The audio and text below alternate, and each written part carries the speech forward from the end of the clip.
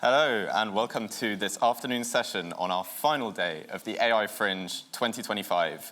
My name's Max, and I'm an Associate Director at Milltown Partners, and I'll be guiding you through this afternoon's sessions. So I was fortunate enough to be part of the team that organised our first AI Fringe House abroad, and have spent the last few days in Paris delivering that with my Milltown colleagues and a number of our corporate and civil society partners. More on that later, alongside reflections from our closing expert panel. But before that, the transformative power of artificial intelligence is so often described as one of the great revolutionary moments in human history, an assertion that can be exciting and frightening in equal measure.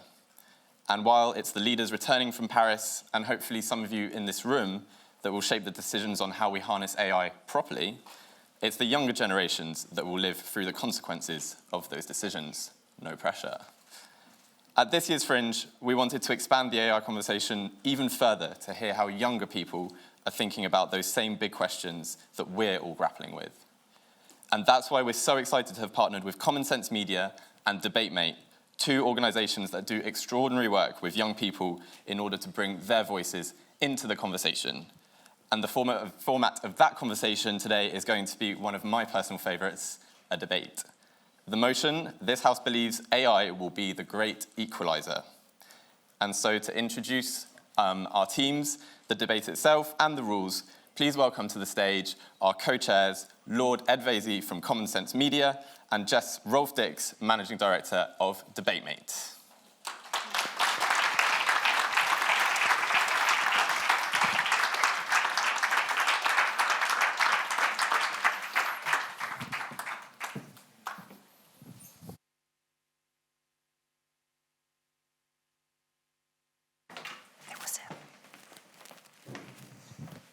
Hello. Welcome to our very important debate, which is one of the last sessions of the AI Fringe Summit. My name is Ed Vaizey, and I'll be moderating the debate. And I'm here because I moderate a debate every Friday on my Times Radio morning show. That's Friday mornings, 10 until 1. And at the end of that show, at about 12:50, we have what is called the low stakes debate, where we have two people come on and debate very important topics. Topics like, should you have pineapple on a pizza? It's amazing what strong feelings that generates. Or should you color code your bookshelves? I mean, I can handle alphabetical order and genre, but color coding is a step too far. So that's why I'm here. But today's debate is of a slightly more important topic. It's about AI, obviously, and the motion is that this House believes that AI will be the great equaliser. And we're going to have two teams debating that topic. But that's as far as my knowledge goes. In terms of how the debate will operate, Jess here is going to explain the rules. Great. Thank you very much, Ed. Hi, everyone. Lovely to meet you. I'm Jess. I'm the Managing Director at DebateMate. And DebateMate are really excited to be partnering with the AI Fringe today to put on this closing debate to wrap up of what has been a fantastic couple of days. So we have our speakers waiting in the wings. We'll be introducing them shortly. But just a little bit of a background to who we are at DebateMate. DebateMate's a social business. We've been going since 2008. And we're passionate that everyone everywhere has the ability to communicate effectively and lead effectively. We began our life as a not-for-profit, as a charity, equipping young people from areas of high child poverty with a skill set that can be taught through debating. So that's skills of communication, which is listening and speaking, strategic teamwork, critical and creative thinking. And our program in schools is fantastic. We work with 6,000 students every week across the UK. It's a peer-led program with brilliant university students that go into schools and set up and run debate clubs. We take the young people into the House of Lords and the Houses of Parliament to debate, as well as aspirational venues all across the UK. In addition to that, we have a business where we teach communication and leadership, and we put on showcase debates like the one that we're going to do today. And finally, and it's very relevant to the topic we'll be debating, we are creating our communications AI expert, debate mate in your pocket, your communications expert in your pocket, with the early stage of developing that, and we'll be rolling it out over the next 12 months. So thank you so much for having us here today. Before I go through the rules, let's have a massive round of applause and welcome onto the stage our debaters. Woo!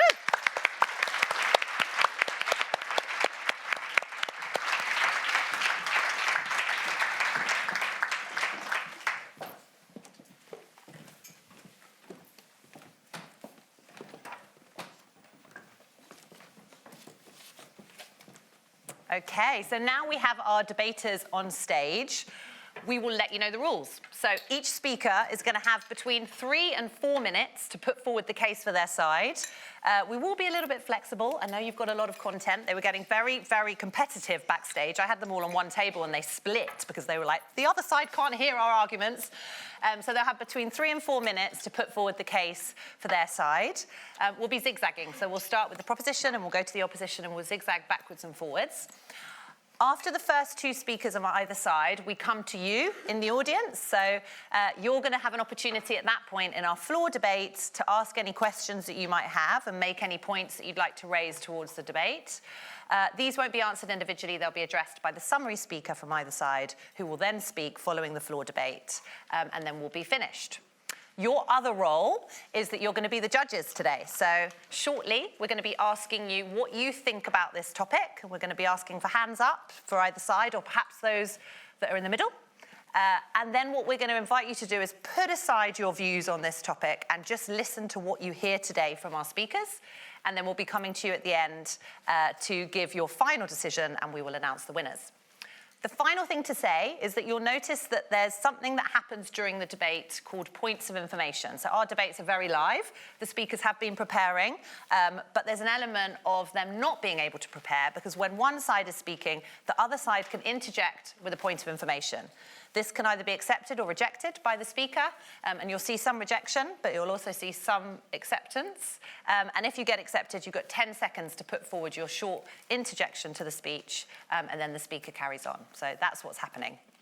I'm going to hand back to Ed now to begin the debate. Thank you so much. So this is going to be fantastic because I think, as Jess intimated, Jeff Rolf-Dix, the managing director of DebateMate, people take debates very, very seriously. So it was incredibly tense in the green room, and everybody has brought their A game, and we want the audience as well to be involved. There will be a floor debate in the middle of the debate. And the other thing, to add an element of jeopardy to the debate, is we're going to ask your opinion on the motion before we even get going.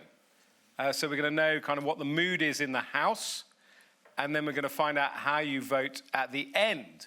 So we're going to see whether any of these top-notch debaters can actually sway your views.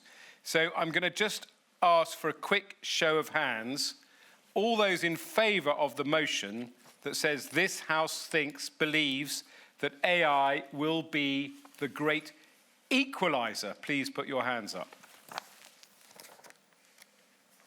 It's barely noticeable. Probably about 8 people there. All those against the motion, please put your hands up. I don't think the teams are allowed to vote. And all those who are Liberal Democrats, keep your hands by your side. Only teasing. Oh, some of my best friends are Liberal Democrats. Right. On my right is the proposition for the motion. That's right, isn't it? Good, just checking. They are... Oh, where are you? I'll find you in a minute. And then I'll call you each by name. And then on my other side is the opposition to the motion.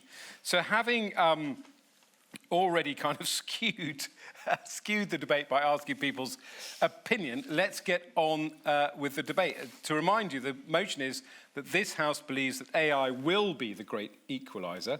It's important to say, by the way, that obviously people who take part in professional debates, particularly these elite teams, do sometimes put forward views that may not actually be their own views. They're simply doing it for the intellectual exercise, but that's by the by, as it were. But let's welcome our first speaker for the proposition. To remind you, you've got 3 or 4 minutes to make your case. Our first speaker is Elissa Abbara.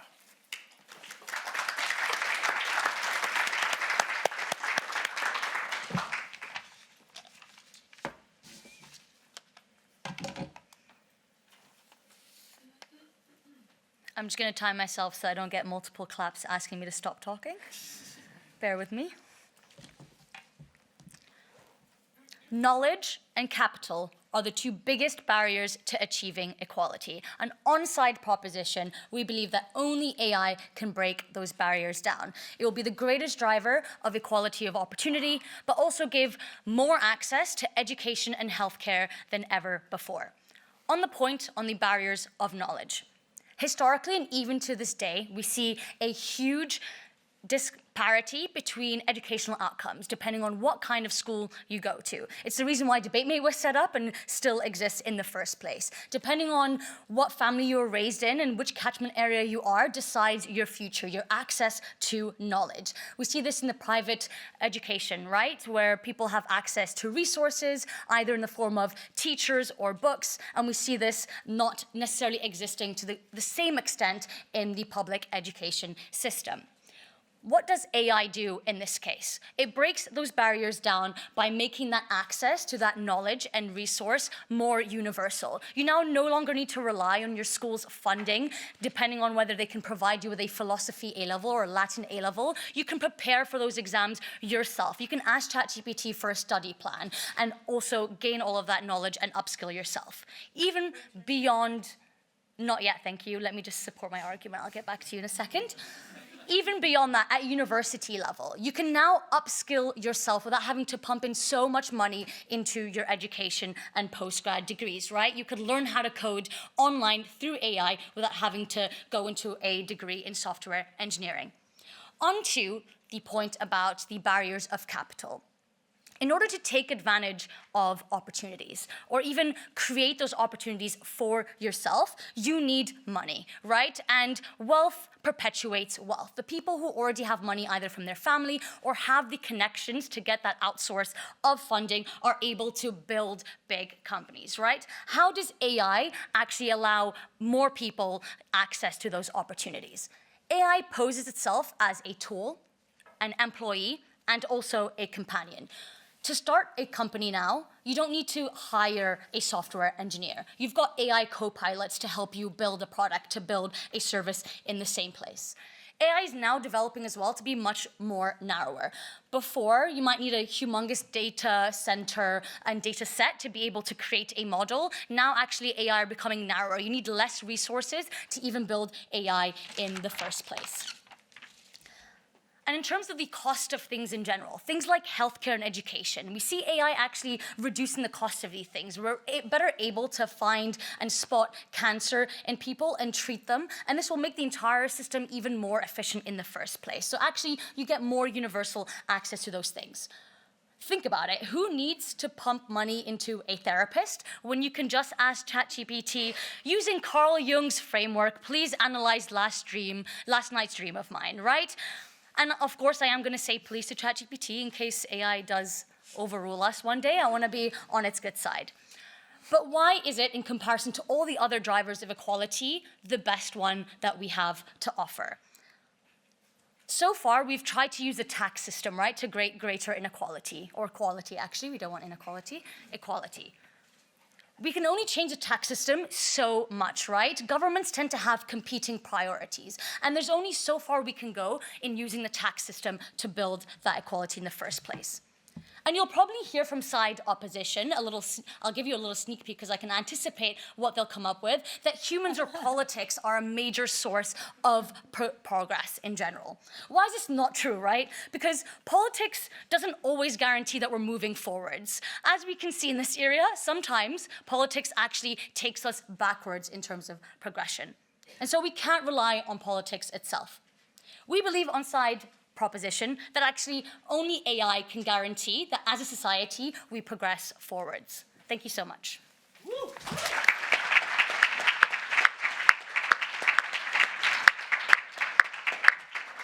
Thanks very much, Elissa. Elissa, by the way, is an associate at DebateMate, and she facilitates corporate communication and leadership training there as well. And she helps with the grad school program. She's got somebody on to Team England, and they're going to Panama later this summer. They're visiting the 52nd US state this summer. So, is AI the great equaliser where everyone will have their own therapist? That's the motion from the proposition. To oppose the motion, opening the opposition, is Professor Gina Neff, Professor of Responsible AI at Queen Mary University, London.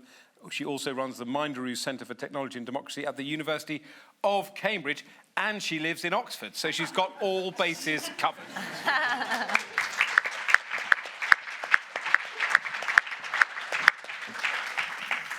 Ask me about the Oxford-Cambridge arc.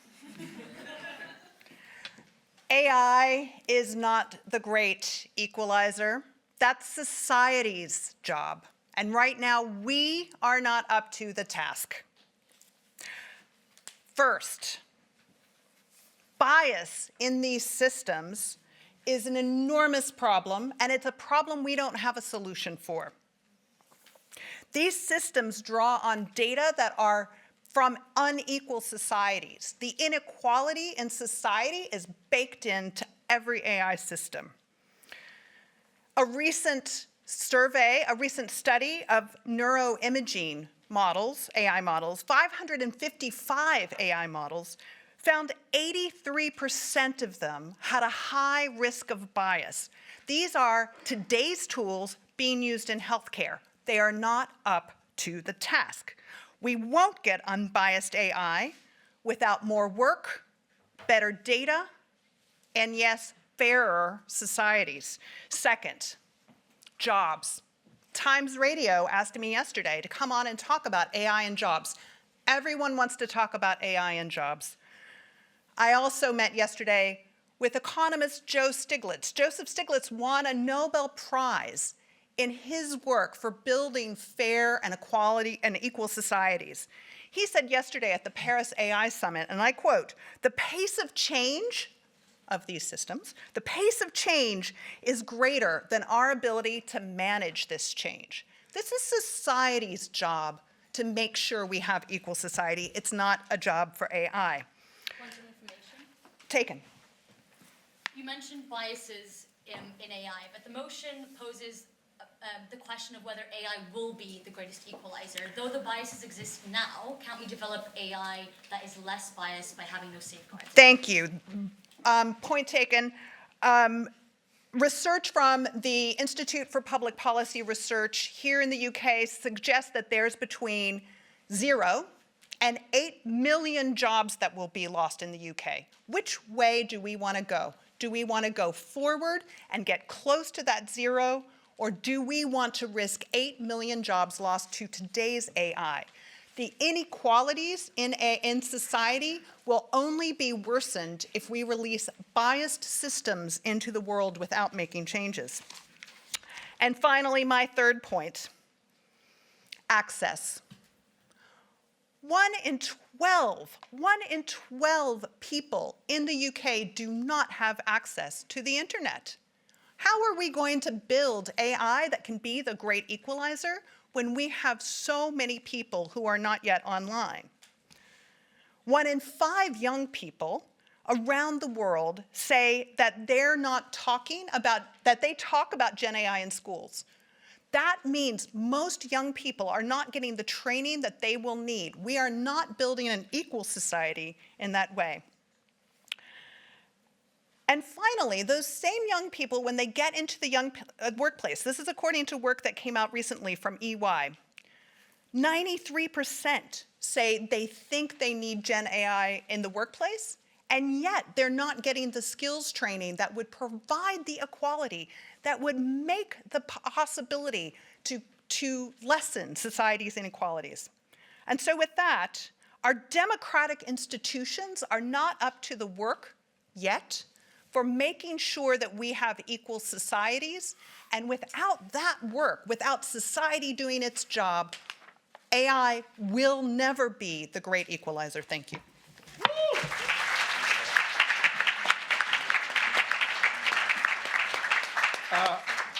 Thank you very much, Professor Neff, for that spirited riposte. So AI is biased, and there's a digital divide, and our democratic institutions can't keep up, which I don't really care about because I'm not a member of a democratic institution. Thank goodness for that.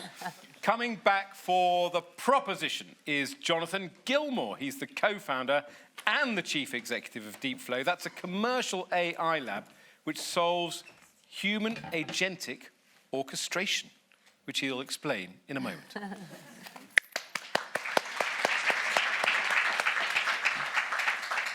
Ladies and gentlemen, I'd like you to imagine yourselves as the king or queen of England, of the United Kingdom, 100 years ago, 1920.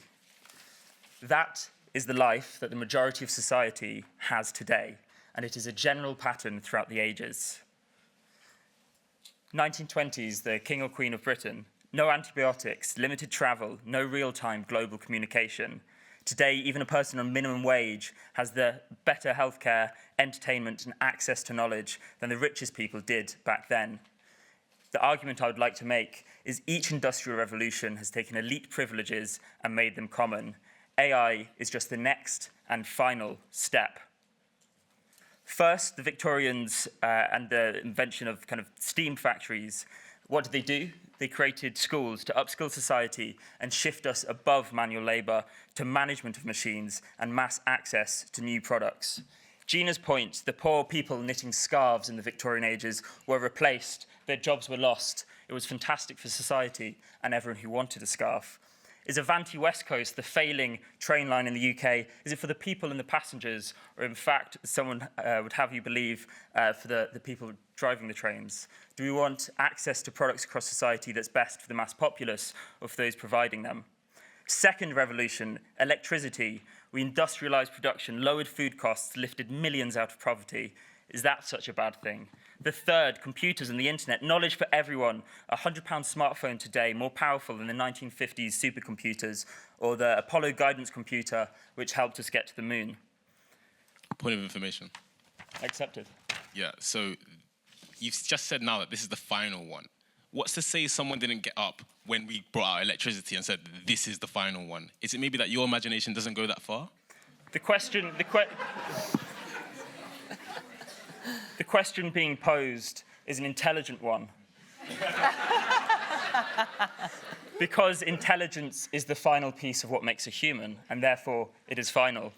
We are physical beings, we make things with our hands. We store information, we replace it with computers, and finally we have intelligence, which is being replaced by artificial intelligence. If education becomes instant, personalized, and global, then AI democratizes access to knowledge and skills. I want you to imagine small teams of 2 to 3 friends leveraging their work with AI tools and competing with tech giants 1,000 times their size. AI levels the playing field in work and entrepreneurship. I want you to imagine AI shifting power from institutions to individuals, decentralizing opportunity. AI will disrupt existing power structures, making society more meritocratic. It's not about access to knowledge, access to capital. When everyone has this, it's down to the individual and how you use them. The common theme through all of these industrial revolutions is each successive revolution becomes more personal, more powerful, and more universal. Point of information. Rejected. Oh. From a factory per town, to electricity per street, to a computer per household, and to an AI per individual, perfectly bespoke, we are being advanced at a rate of knots beyond what successive mediums of change have enabled. You can now create like an artist or musician, argue like a lawyer, code like an engineer. AI is about individuals leveling up beyond what their setting in society allows them. Democratize everything. Yes, personal agency will be required to make the most of this. There will be disruption, there'll be loss of jobs, there'll be reskilling, upskilling, a changing, shifting society. I think we can argue in each successive revolution the cost was well worth the benefit. AI compresses decades of experience and expertise into tools that anyone can use. AI is the final frontier, and AI is the great equaliser. Thank you.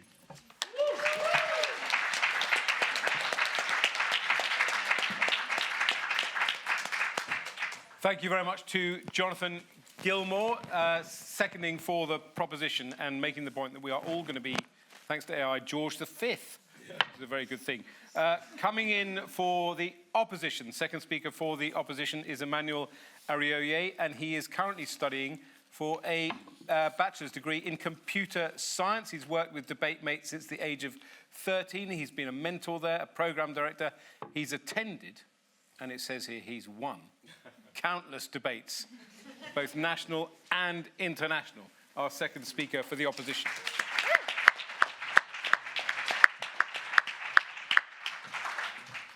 Thank you so much for a hearty introduction. This has been a fun debate. And Jonathan, I really enjoyed that last speech. And thank you for the compliment. That was an intelligent question. That was Bunch great. of information. Not quite yet, mate. It's getting excited. So, yes, I'm the second speaker for side opposition, who's essentially saying we've already won this debate. You guys kind of voted already. You guys know where our heads is at. But I need to hammer it in, tell you for sure why we have. First, I'm going to start with a few rebuttals. I was jotting down, so frantically hearing a lot of the speech from side proposition. This idea that you need money. Well, you need money to access AI in the first place. I'm just going to rattle through. Not quite, mate. Just hold on. AI poses itself, and I think that's the sort of where propositions are coming from. AI is this magical thing that is self-fulfilling and it does it itself. No. We pose AI. We say what AI is. AI doesn't pose itself as anything. We pose AI. We dispatch it, if you like. You don't need to be a software developer. That's interesting. I was on a call today because I want to be a software developer. So I was on a call with a CTO thinking, well, how do I break into this industry? And he's like, well, you need to be able to leverage AI. And again, that is the direction that we're heading in. We need to be able to leverage AI. It is not this thing that's going to... It's not the second coming of Christ, right? This thing that we just can't understand, but we just hope it leads us to the promised land. No, we need to upskill with it, the same way people upskilled with the Industrial Revolution. Jonathan, comparing us all to, what is it, George V? Inequality changes itself over time, right? The idea that we are better than the monarchs, it makes sense, in a flat way, but it's not very forward-thinking. It's not very nuanced. It's not very sorry, like relativity, right? It would have been good at one point, but now because of the world we live in, being a monarch at that time, sorry. Information. Yes. Use the mic. We're already seeing AI being commodified and also becoming more open sourced. How does that play into your argument about AI in itself being a high barrier to entry if it already costs money to access it? We're actually seeing it's free at a point of use. Listen, when on side opposition, we're not saying AI doesn't help or it's evil, we shouldn't go anywhere near it. We're saying it's not the great equalizer, that humans, society, we are the great equalizers. And actually, I want to define for you AI because I think when we think about it as this magical, mystical thing, that's what lends itself to propositions arguments. The idea that artificial intelligence is actually just a piece of technology that leverages other sort of techniques like machine learning, which is just teaching machines how to make educated guesses based on data, and then deep learning, which again just means using a lot of data, right? It's almost as if our brains were a Swiss Army knife. AI is just like a really, really sharp knife. When the hammer came out, we didn't say, well, this is it. This is going to be the best thing ever. This is the great equalizer. No, it came out as a tool, and then the best minds were able to leverage that tool to smack in a nail and move us forward. Again, we feel as though we're moving forward with AI. We don't want to turn away from it. We're just saying, listen, we're the ones with the power. We pose what AI is, and we are the great equalizers.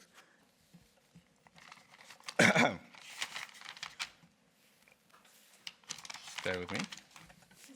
We can't rely on politics itself. We must rely on AI instead. Again, this idea of passing the buck onto this mystical, magical tool, it's almost cowardice. It's almost essentially trying to say, well, we don't really know, we can't really work out what to do now. Let's just give it to this thing because I don't know how it works. It tells me smart things. Listen, the only time AI has told you something smart is because someone else smart, one of you with a beating heart and a firing brain, said it first. And AI, because it can collect so much data, It can tell you that because it can process it quickly. It can tell you that. Again, it's not the second coming of Christ. When Google came out and we were able to search something up and get an answer, this wasn't the great equalizer. It was another tool to advance. And I tell you, yes, Jonathan, please. If AI is just an extension of ourselves, but it's infinitely replicable, copyable, can communicate with itself, and therefore become exponentially powerful as per Metcalfe's law, the power of a network goes up exponentially, n squared, then surely, if it is an extension of ourselves and infinitely replicable, it's infinitely more powerful than us. Infinitely. The thing we call artificial intelligence, intelligence that is defined from us, the artificial counterpart will overtake us. Again, stop watching so much Terminator, understand we're still in charge, right? And we will just move on with society like we did in all the other revolutions. And I tell you what, there'll be another one, right? Don't be like Jonathan who said this is the last one. There'll be another one. Believe in humanity, believe in the human race. It's not the great equalizer, it's a great equalizer, right? Thank you.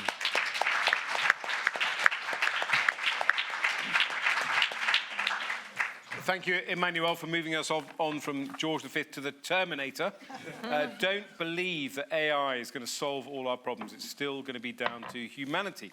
And it's a great opportunity now to open up this fantastic debate to the floor. We're going to have a 5 or 10 minute floor debate, and we're going to invite contributions from many of the brilliant and incredibly talented people who are somewhere in the audience. We might have handpicked one or two of them just to kick off. With questions, comments, assertions, insults. Some of the young people down the front, and then we'll come to the wider audience. So is there anyone at the front that would... We're going to start with the young. Is Margaret McCabe allowed to ask a question, given she found a debate mate? She's next, yes. Oh, I see. Right, let's have a young person. They're being sought out. I think someone just down here. Okay. Hi, I'm Annabelle. So AI poses a lot of dangers to young people, and my teacher, Mr. Altman, just told me that minors, so people younger than 18, can't actually use large AI tools, so legally I shouldn't be on ChatGPT. And this is a question for the proposition. So if young people, minors, were to be banned from using large AI tools, so I'm talking ChatGPT, Gemini, do you think that AI can still be used to make education and access to information in schools more equal? There you go. So a teacher citing the law to force you to write your essay rather than get somebody else to write it for you. That's a good one. Who else? Yeah? Yes, down there. There's a young person with a beard. There we go. Here we go. Yeah, that happens. Who are you? Tell us who you are when you say. I'm Joe, founder of AI Compatible. We've had talk of equality relative to jobs, but I'm interested in equality relative to ownership, and my challenge is for the proposition. Huge amounts of the big AI companies are backed by big finance. Huge amounts of global properties are owned by private equity firms. If there's job loss in the knowledge sector, so employees are increasingly automated away, then the people who will be best positioned to make the most wealth and increase their ownership in AI will be the very wealthiest among us. What is your counter mechanism to distribute the wealth that seems to be aggregated by the people who own the AI systems and who have the to-do lists, like in trading, where they can get the best use out of AI? Excellent.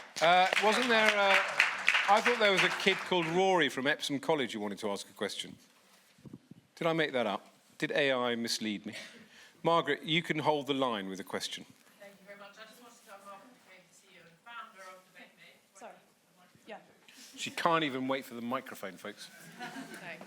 No, I've spent my life speaking without a microphone. All right, so I just want to say two things. One is that our AI-enabled programs, DebateMate AI-enabled programs, are now well on target to break the cycle of child poverty. Oh. Right, you heard it here. The other thing is, too, we're targeting through AI education. There's 733 million young people in the world who have no access to schools or education. We aim to substantially reduce that within 3 years. So there is an equaliser there. And just in case, for those of you who've never really heard of DebateMate before, what we do is we actually do what AI is about. AI is actually about human intelligence. It's not about artificial intelligence. So our program increases human intelligence. And we have an AI-enabled program that can teach our skills that increase human intelligence at scale. Excellent. And how many countries are you in, Margaret? 69. Isn't that incredible, folks? And how many corporates in this room give money to debate mates? Oh. Hopefully that's going to change. Now, I want a speaker from Matthew Arnold's school, and I know Epsom College is here, and I'm afraid, embarrassingly, I can't remember what the third school was, but I want somebody from the third school as well. And you're all over there, so the microphone is heading your way. Hey. What's your name? Sam. Which college? Not college, Matthew Arnold School. Okay. That's me in my place. What's your question? To the proposition, AI is built by the people that win at society, and those are the people that win currently. And it can only learn from us. So how is it going to benefit the future if it can only learn by the people that are winning currently? Ooh. What a zinger from Matthew Arnold School. What's the other school?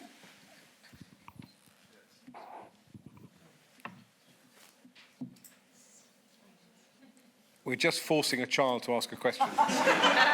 Nothing to see here. Nothing to see here. Hello, I'm Matilda from Chertsey High School, and I have one for the proposition.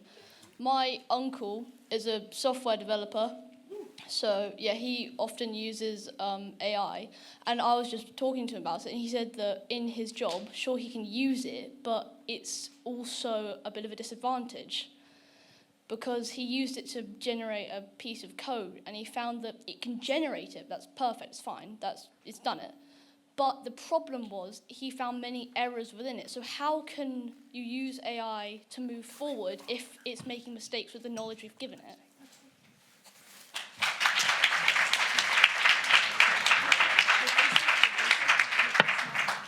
Well, there you go. Some fantastic questions from Chertsey, Matthew Arnold, and Epsom.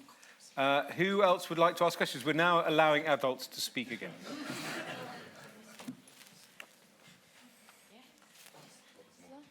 There's a rumour that... There's another student. Oh, another student will speak. Now they're really in the groove. Come on, then. Hello, I'm Vaizey, and I'm from the Matthew Arnold School, and I got a question to opposition team. Do you think AI has improved access to information, education, and skills learning more than any other technology historically? If so, do you think equal access to education is the foundation for equality as a whole? Thank you.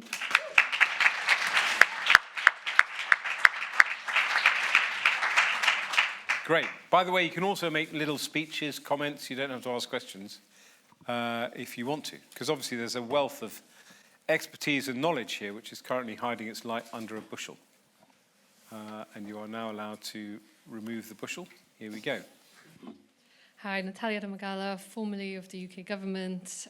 Firstly, just a quick comment. I think events like this are a great defense against AI taking over our brains, because everybody's using critical thinking, so fantastic job. My question is to the proposition team. How are you seeing AI as the great equaliser in terms of global scale and global geopolitics? As we know, there is a lot of underpaid labor that powers AI, and things like manual data entries, data cleansing, and also outsourcing AI labor to countries where labor is cheaper. So within the global context, can we really say that AI will be the great equaliser if actually so far it's proven to be the opposite?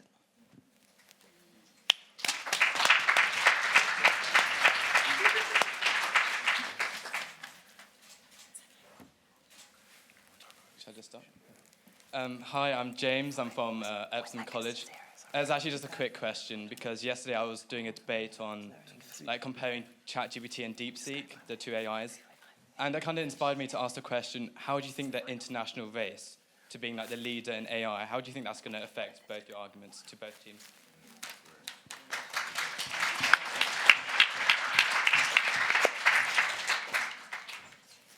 Hi, a question for the opposition. I think one of the points raised was you have artificial intelligence which cannot exceed human intelligence, but I think there's a general lack of understanding of what even human intelligence is.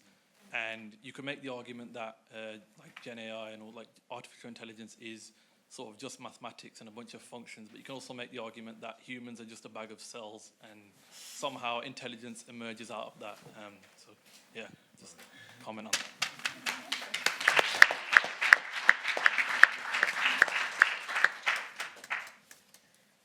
Another two hands have gone up. 3. Thank you. The proposition suggested that we consider ourselves kings of England 100 years ago. And because we have more technology as an average citizen and more luxuries than those kings, we're making progress. But this isn't a measure of equality. Equality is, do the people at the top of the society have a lot more than the people in the middle or the bottom? And I would ask, do you think that those at the top of our society, the billionaires, the ultra-wealthy, are they further away from the average person than back in the time of kings 100 years ago? For me, that's the measure of equality. How flat is the society, and not how advanced is one citizen or comparing historically. Thank you.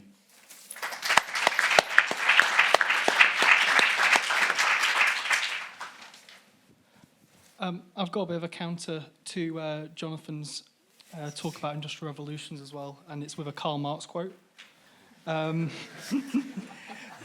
windmill gives you society with the feudal lord, the steam mill society with the industrial capitalist. So what does AI give you?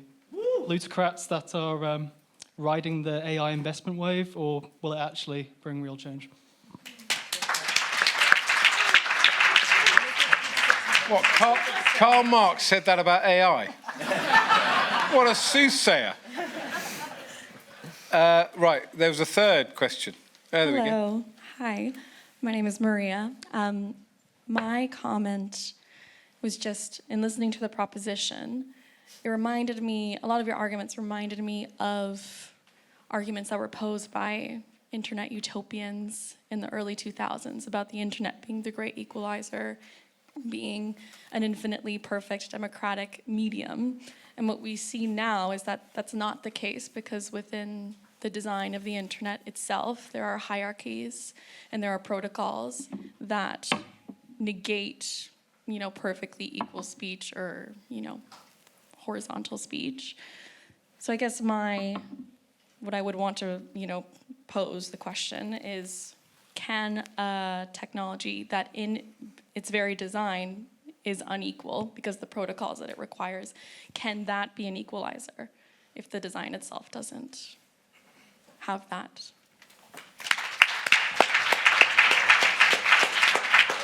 There's somebody at the front row here and somebody on the back row, which is obviously helpful to the people with the roving microphones.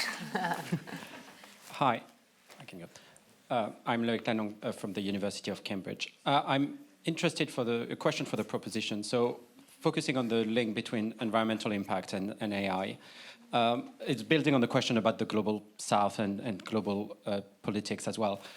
We know AI enhances differences and impact of climate change. We know that people on the lower sides of income in a society or across countries also are more harshly impacted by climate change. So really the only way it can be an equalizer is if we also solve climate change in the process, which is no small feat. So my question would be, how would you think that AI could be an equalizer without actually solving climate change in the process?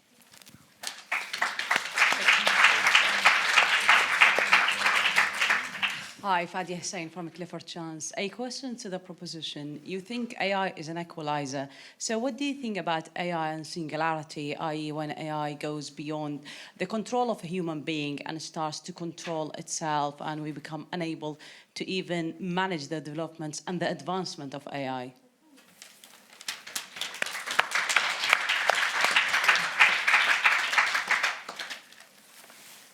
Oh, look, 2 more.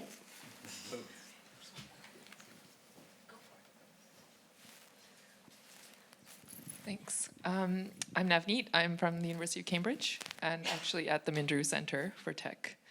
I guess I don't know if I have a question or comment, but more on the opposition side, I'd like to bring up the fact that we've been talking about Gen AI and open source models and all these things, but AI is also more than that. AI is in our militaries and in our defense sectors. And so how can AI be the great equalizer if we're using it for weapons? And Google has just this week decided that AI can be created for weapons. And they've decided the motto, don't be evil, is not something that they're going to pursue anymore. So how can AI be the great equalizer if we're destroying and killing lives with it?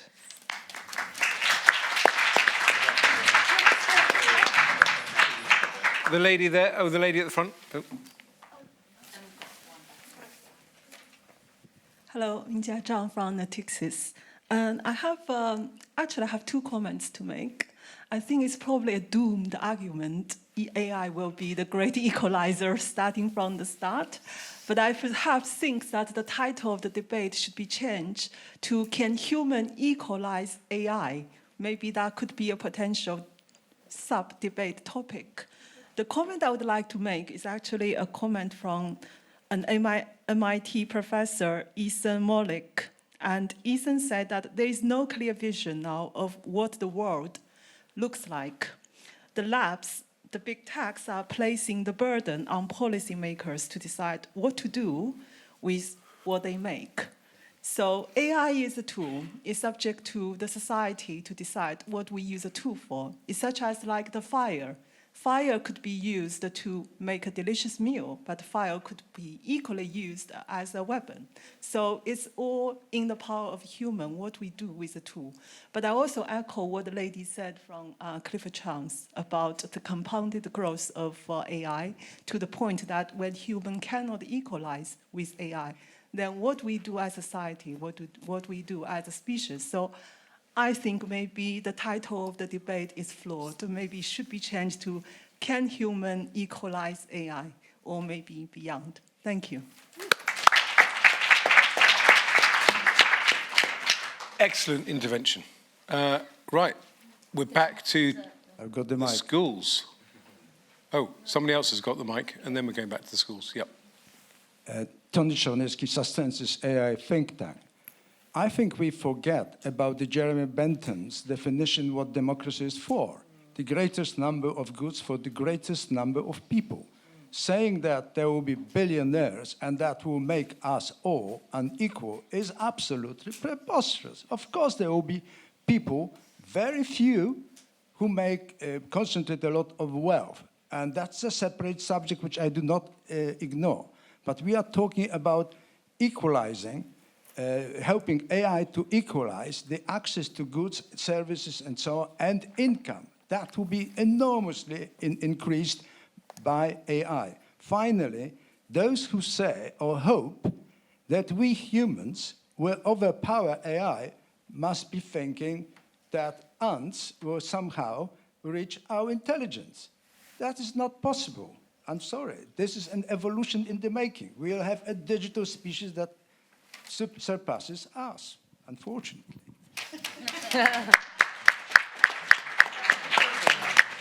We're going to have 2 more, and then we're going to go back to the speakers on the platform.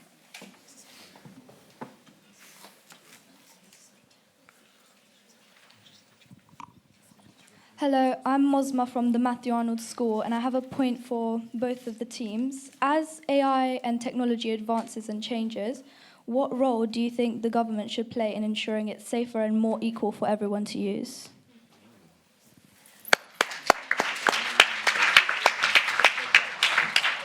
What? Hello again. Just a question for both of you, really. How can either of you talk in absolutes when something is in development? Because if you are going to take something that will probably be ever-changing consistently through a period of time for the foreseeable future as it is now, how can you talk in absolutes as it will equalise or it will not? Because as several people said in the room, it might cause war or it might, cause equality, except equality isn't really a realistic thing if you look at it, How can you be equal if there's always going to be several million, if not billions, of corrupt people trying to kill someone else? So yeah, how can either of you or any of you talk in absolutes? If anything, I agree with the lady down there that said you need to change the name of the argument. It's a bit of a silly argument, to be honest.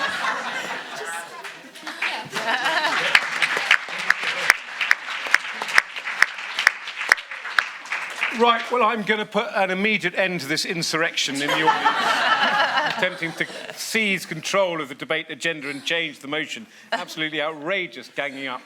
Let me remind you firmly that this House, the motion is this House believes that AI will be the great equaliser.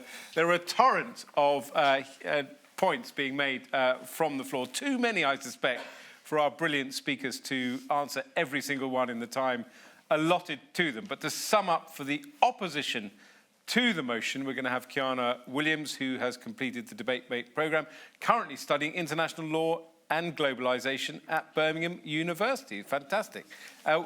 You studied it, and you're now the programme director at DebateMate.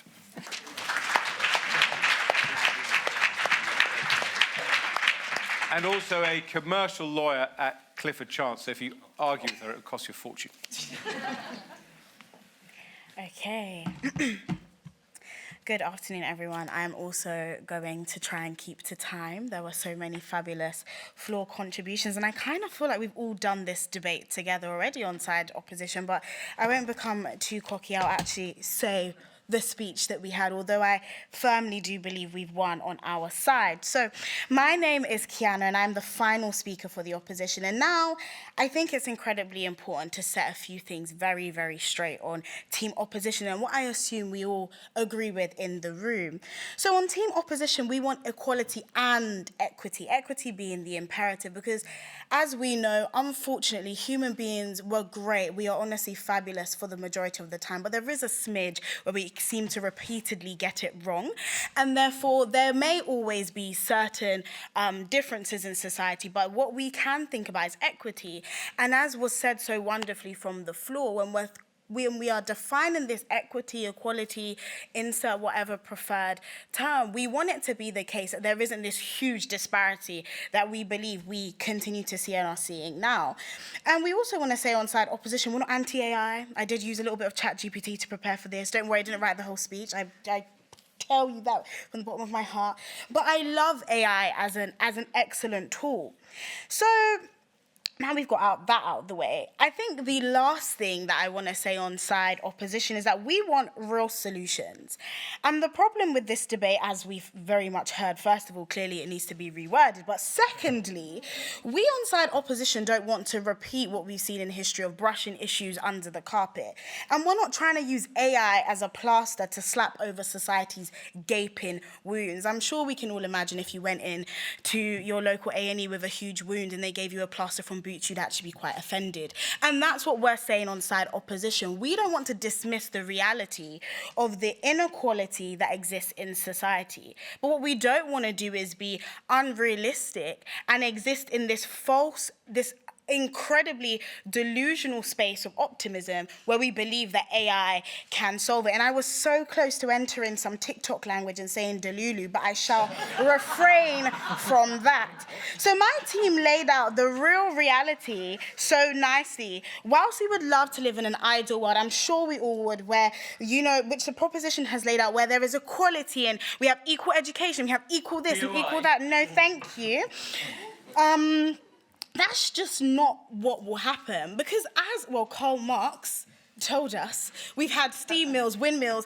There's so much has happened in between, and we've seen, as the wonderful, I believe your name was Maria, I'm so sorry if I got it wrong, about this utopia we have when a revolution comes around. The Industrial Revolution, we hoped again for equality, productivity, 1 second, better health and reduced poverty. I think we can all agree that did not happen. The introduction of emails and mobiles and social media, we hoped for equality again, democratization of communication, level playing fields. Instead, now we get shakes when we hear the Teams jingle sound. Our bosses text us on WhatsApp at 9 p.m. And more seriously, we've actually seen that the very tools that we thought were going to make us closer, like my family are from Jamaica, incredibly proud of that. I used to have to scratch a phone card.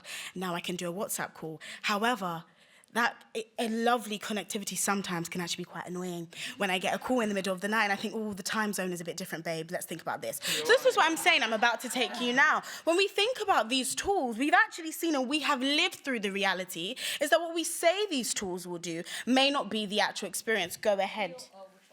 Oh, you guys can take your pick. So it sounds like you're looking for perfection, perfect Oh. kind of equitable distribution across everything that will never ever be achieved because we are all different and wonderfully so. Would you argue, I believe you are arguing, that your quality of life is better in the Victorian era than it is now? Jonathan. Your WhatsApp calls, you Jonathan. have to stay up at night. Sometimes the internet connection's not perfect. Okay. My question to you is, which would you rather be, living in the Victorian era or now? Do you know what, Jonathan? Honestly, I wouldn't like to live in the Victorian era personally. No problem. For a number of things, not just for technology, but the whole entire makeup of that time and being, right? As for me personally, and what that would really look like if I, a young Jamaican woman, was living in the Victorian times in London, I don't think it would have been a good look. However, I do appreciate the point you're making and what we say on Team Opposition, because I do not have a lot of time and I'm so sorry. I'm going to respond to all the floor points in this very quick thing. No, thank you. I'm really, really sorry. What we want to say on this side is this, right? We don't want perfection. But what we don't want is for society and the government. Someone made a really important point about the government and the issue of what the government should do with this. What we want is humans to take responsibility, to not look to the next shiny thing and think, oh, AI is going to solve it all. To actually think that, as so many people have wonderfully said, we as the humans create these tools, these systems. And if we are inherently if there is inherent inequality, we will see it as that. Now, this is not like a big thing. I'm sure we heard about it. As you can see, I'm black. There's nothing wrong with that. I'm not hiding that. However, there was a soap dispenser that couldn't read the different skin tones. Now, in the grand scheme of things, I'm sure someone will fix it. But this is the point that we're talking about. Small things. There are ways in which our society is inherently unequal. When I used to share an office with my supervisor, he was a man, I was a woman, the temperature was different. We used to have this conversation every day, to the point I just bought a scarf. This is the reality of the world that we live in. There are inequalities that exist, some that we recognize, some that we don't. And we say on Side Opposition that the greatest equalizer that we need is for humans to get it together, check themselves, be reflective, and actually do better. And the more that we do better, then we can have AI, which will do better. And then someone spoke about the race and all of that. We say that if those companies continue to race, we're just going to have a repeat of what we've seen before. So to save yourselves, save myself, actually work towards a more equitable society, what we need is to be honest, look ourselves in the mirror, love a good chat GPT, but also make sure that offline we are doing our best to have equal societies. And in education, we are doing our best to teach the generations that come and the teachers that are in the schools and everything else around it to be more equal. And then hopefully the world will be a better place. Thank you so much and support Team Opposition.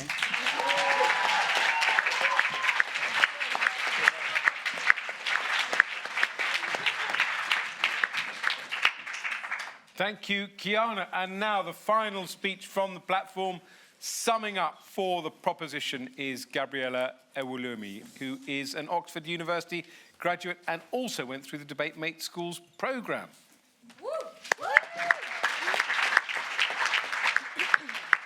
Yes, thanks everyone. We've had quite a spirited debate today. Didn't expect to be called Delulu, but that's okay. I'd rather be Delulu and optimistic. There's been a lot of floor questions. I'm going to try and attempt to answer them today and get to the crux of why I think you should vote Team Proposition today. So, I believe a lot of the floor questions were surrounding the ethics around AI. How can we use something that hasn't been perfected yet? I didn't realise that we stopped chasing dreams and we stopped being innovative just because it didn't work amazingly first time round. There's 100% problems with AI that definitely need to be fixed, which is why the motion says will be. We have time. There's a future ahead, and AI is the way forward. That's what we, Team Proposition, think.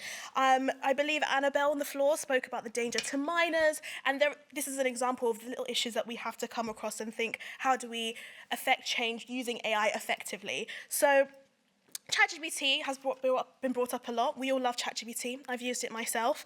But it's not the only way AI is integrated into our lives. It's not the only way it could be integrated in the future. We're constantly seeing innovation in the AI sector. This conference is an example of it, of how we can use it, how we can create a safe and inclusive ecosystem. And with that progression comes opportunity, which was a point that my first speaker spoke about. We were talking about the two cruxes of what we believe to be important to equity and equality, which is knowledge and capital, because that is what we have based our society on.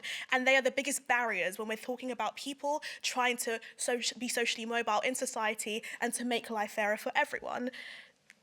In the most literal terms, AI is something that can help us expand our knowledge base, it can expand our capital, and it can help us to create new ideas, new systems, new companies, and innovation is what breeds opportunity. And my second speaker spoke about that when he was talking about, yes, the kings and queens of England.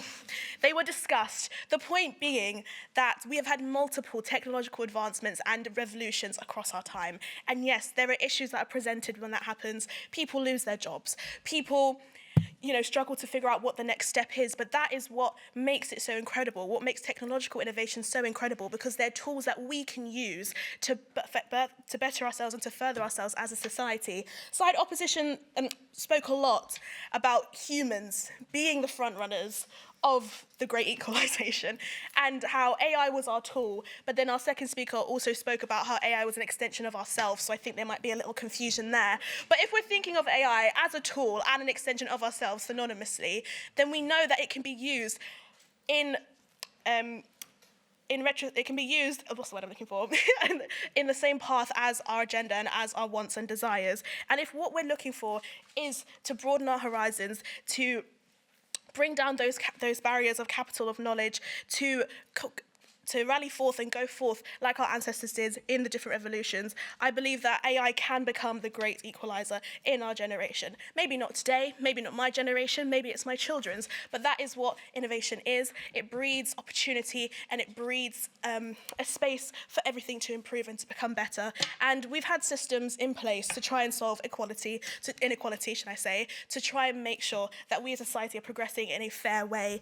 And I'm sure we can all agree there's still a lot of work to do, which is why we, as Side Proposition, believe that AI will become, in the future, the great equaliser amongst us, and it will reach heights that we couldn't possibly imagine sat here today, but I'm looking forward to seeing it. So I urge you to vote Side Proposition. Thank you.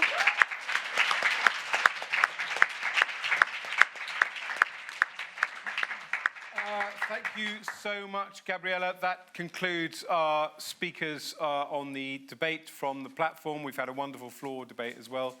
We're going to vote in a moment on the motion. I conducted my own experiment with AI during the debate, and I asked ChatGPT whether you should put pineapple on a pizza. And it said whether or not you should put pineapple on a pizza is totally up to personal preference. So, to be honest, I have no idea what we're worried about. Because each of these great speakers would have a view and be able to prosecute a view on whether you put pineapple on a pizza, and they've both put forward fantastic views on whether this House believes that AI will be the great equaliser. But the final thing, the final decision is down to you, our great audience. And I'm going to exercise my discretion. We're going to have a vote in the style of the House of Lords.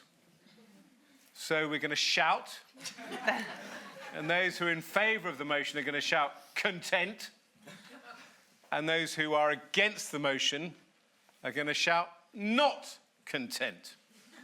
So all those who are in favour of the motion, this House believes that AI will be the great equaliser, shout content. Content. Quite good, actually. I think you did all right. All those against the motion, this House believes that AI will be the great equaliser, shout, not content. Not content!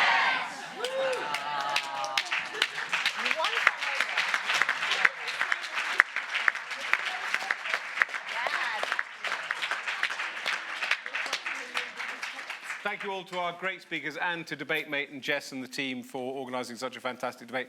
And thank you for being such a wonderful audience. Thanks, everyone.